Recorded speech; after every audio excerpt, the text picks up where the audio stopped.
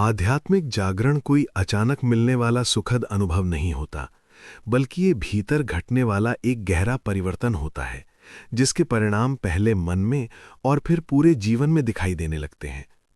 जब आत्मा जागती है, तो सबसे पहला परिणाम ये होता है कि मनुष्य का बाहरी दुनिया से रिश्ता बदलने लगता है।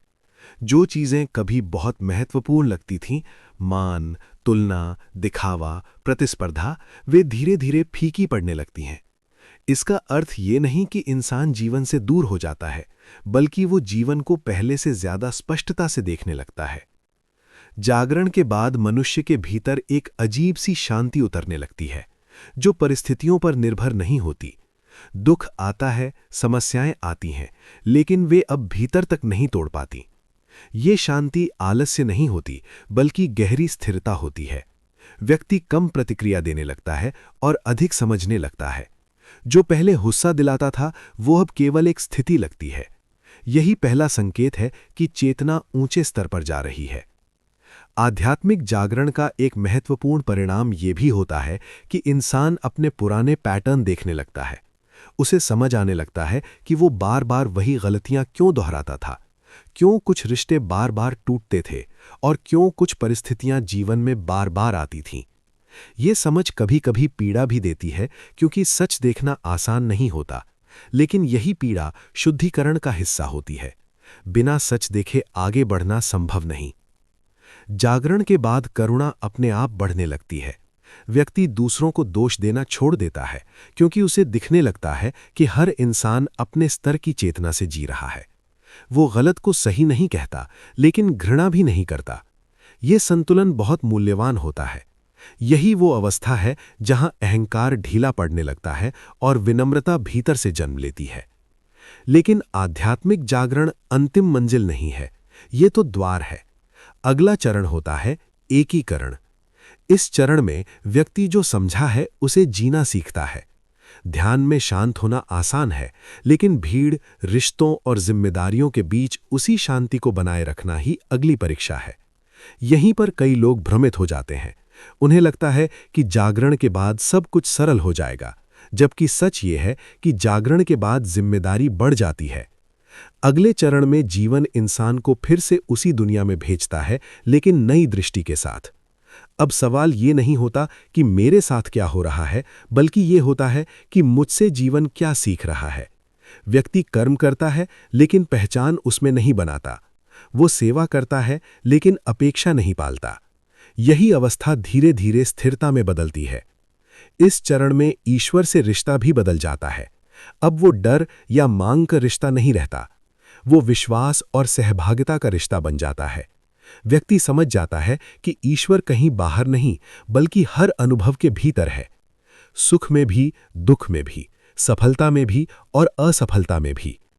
अंततः आध्यात्मिक जागरण का सबसे सुंदर परिणाम ये होता है कि मनुष्य जीवन से लड़ना छोड़ देता है। वो जीवन के साथ बहना सीख जाता है, और यही बहना उसे उस गहराई तक ले जाता है जहां शांति स्थायी हो जाती है। अगला चरण कोई नया अनुभव नहीं, बल्कि उसी जागरूकता में जीने की कला है। यही वास्तविक साधना है और यही सच्ची मुक्ति की दिशा। आध्यात्मिक जागरण के बाद जब अगला चरण शुरू होता है, तब जीवन बाहर से भले ही वैसा ही दिखे, लेकिन भीतर सब कुछ बदल चुका होता है। अब व्यक्ति घटनाओं को भोग की तरह नहीं, शिक्षा की तरह देखने लगता है। पहले जो अनुभव उसे तोड़ देते थे, अब वही अनुभव उसे गहराई देते हैं। ये बदलाव अचानक नहीं होता, बल्कि धीरे धीरे भीतर जमता है, जैसे नदी का पानी शांत होकर गहरा हो जाता है। इस चरण में एक महत्वपूर्ण परिवर्तन ये होता है कि इंसान की पहचान टूटने लगती है। वो पहचान जो पद, रिश्ते, उपलब्धियों और असफलताओं से बनी थी, अब ढीली पड़ जाती है। व्यक्ति समझने लगता है कि वो केवल वो नहीं है जो दुनिया उसे कहती है। ये पहचान टूटना कई बार डरावना भी लगता है, क्योंकि पुरानी मैं की छवि बिखरने लगती है।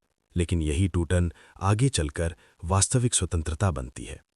अगला चरण अक्सर एकांत लेकर आता है। ये जरूरी नहीं कि व्यक्ति शारीरिक रूप से अकेला हो, लेकिन भीतर एक दूरी बन जाती है। वो भीड़ में होते हुए भी भीतर से अकेला महसूस कर सकता है। ये अकेलापन खालीपन नहीं होता, बल्कि भीतर के शोर के शांत होने का संकेत होता है। इस समय कई लोग भ्रमित हो जाते हैं और सोचते हैं कि वे गलत रास्ते पर हैं, जबकि सच ये होता है कि अब आत्मा खुद से संवाद कर रही होती है।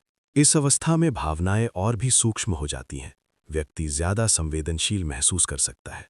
छोटी बातें भी गहराई से असर करने लगती हैं। ये कमजोरी नहीं, बल्कि चेतना के विस्तार का संकेत है। लेकिन यहाँ संतुलन बहुत जरूरी होता है, क्योंकि अगर समझ साथ ना हो तो यही संवेदनशीलता व्यक्ति को उलझा भी सकती है। इसलिए इस चरण में धैर्य और आत्मनिरीक्षण सबसे बड़े सहायक बनते हैं। अगले चरण में कर्म का अर्थ भी बदल जाता है।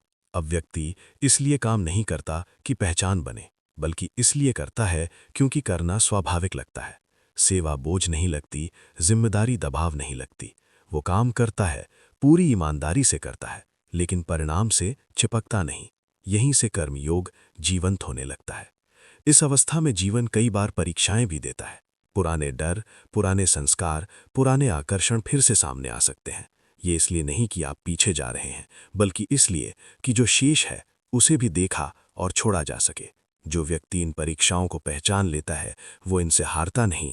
वो जानता है कि ये सफाई का अंतिम चरण है।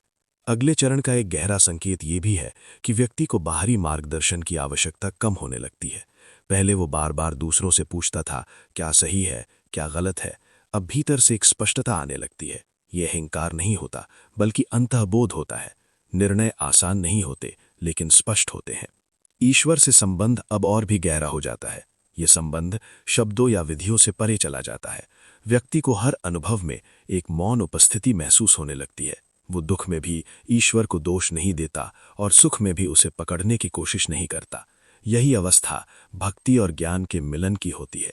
इस अवस्था में व्यक्ति दूसरों को बदलने की इच्छा भी छोड़ देता है। वो चाहता नहीं कि दुनिया उसकी समझ के अनुसार चले। वो बस इतना करता है कि जहां है, जैसे है, वहीं से प्रकाश की तरह व्यवहार करता है। उसका होना ही दूसरों के लिए प्रभाव बन जाता है, बिना उपदेश, बिना दावा। धीरे धीरे जीवन में एक गहरी सरलता आ जाती है।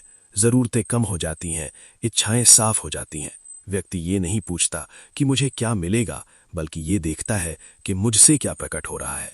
यही वो अवस्था है जहां जीवन बोझ नहीं, उत्सव बन जाता है। अंततः ये समझ गहराती है कि आध्यात्मिक जागरण कोई उपलब्धि नहीं, बल्कि एक निरंतर प्रक्रिया है। हर दिन थोड़ा और छोड़ना, थोड़ा और देखना, थोड़ा और शांत होना। अगला चरण कोई नई पहचान नहीं देता, बल्कि हर पहचान से मुक्त करता है। यही वो अवस्था है जहां इंसान जीवन से लड़ना छोड़ देता है और जीवन उसके साथ सहयोग करने लगता है। यही वास्तविक परिपक्वता है, और यहीं से वो यात्रा शुरू होती है जिसे शब्दों में नहीं, केवल मौन में समझा जा सकता है। इस निरंतरता में एक और सूक्ष्म लेकिन निर्णायक बदलाव आता है। व्यक्ति अब अपने भीतर उठने वाले विचारों और भावनाओं को देख पाता है, उनसे जुड़ नहीं जाता।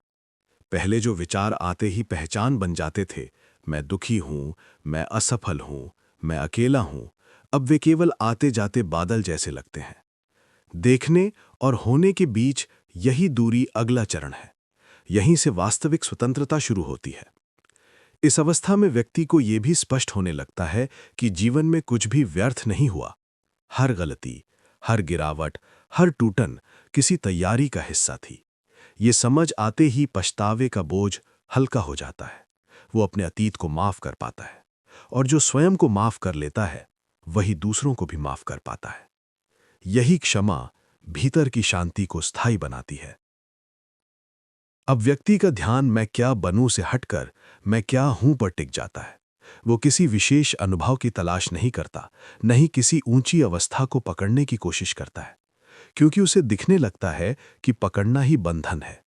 इसीलिए उसके जीवन में एक सहज प्रवाह आ जाता है।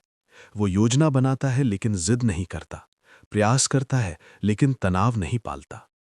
इस चरण में सबसे बड़ी परीक्षा होती है साधारण बने रहना, क्योंकि जब भीतर गहराई आ जाती है तो अहंकार नए रूप में आ सकता है। आध्यात्मिक अहंकार, ये सोच कि मैं समझ गया हूं, मैं अलग हूं। लेकिन जो सच में आगे बढ़ रहा होता है, वो इस जाल को भी पहचान लेता है। वो जानता है कि सच्ची समझ मौन में रहती है, प्रदर्शन में नहीं। धीरे धीरे व्यक्ति को यह अनुभव होने लगता है कि शांति कोई अवस्था नहीं, बल्कि उसकी स्वाभाविक प्रकृति है। उसे बनाने की जरूरत नहीं, बस याद करने की जरूरत है। यही याद रहना उसे स्थिर रखता है, चाहे बाहर कितनी भी हलचल क्यों ना हो।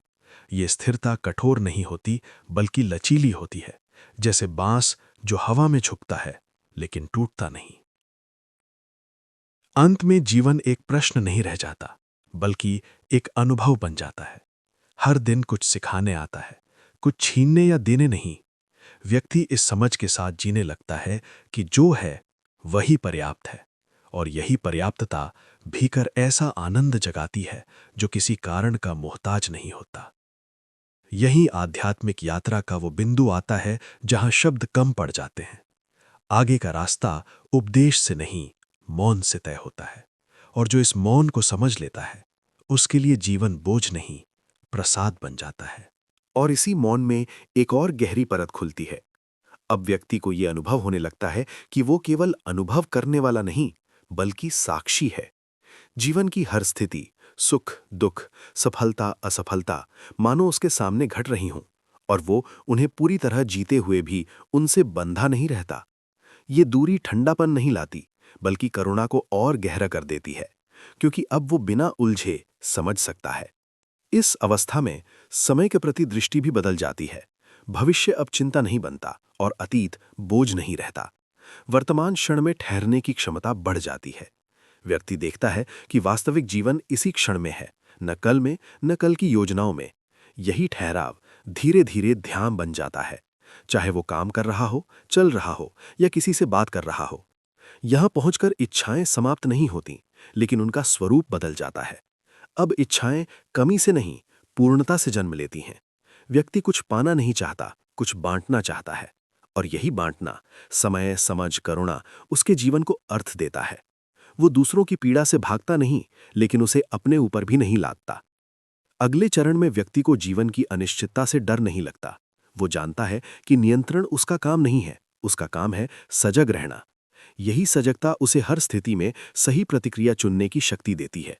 वो आवेग से नहीं, स्पष्टता से चलता है। धीरे धीरे एक गहरी कृतज्ञता भीतर बस जाती है, बिना किसी विशेष कारण के। सांस लेने के लिए, देखने के लिए, महसूस करने के लिए। ये कृतज्ञता प्रार्थना नहीं होती, ये जीवन भाव बन जाती है। और जहां कृतज्ञता होती है, वहां शिकायत टिक नहीं पाती। अंततः व्यक्ति समझ लेता है कि आध्यात्मिक जागरण का अंतिम उद्देश्य किसी विशेष अवस्था तक पहुंचना नहीं, बल्कि स्वाभाविक होना है। जैसा जीवन है वैसा स्वीकार करना, जैसा स्वयं है वैसा जान लेना। यही जानना मुक्ति है। अब वो जीवन से कुछ मांगता नहीं, जीवन को जीता है। और यही जीना, बिना बोझ, बिना भय, बिना पकड़, आध्यात्मिक यात्रा की सबसे शांत पूर्णता है।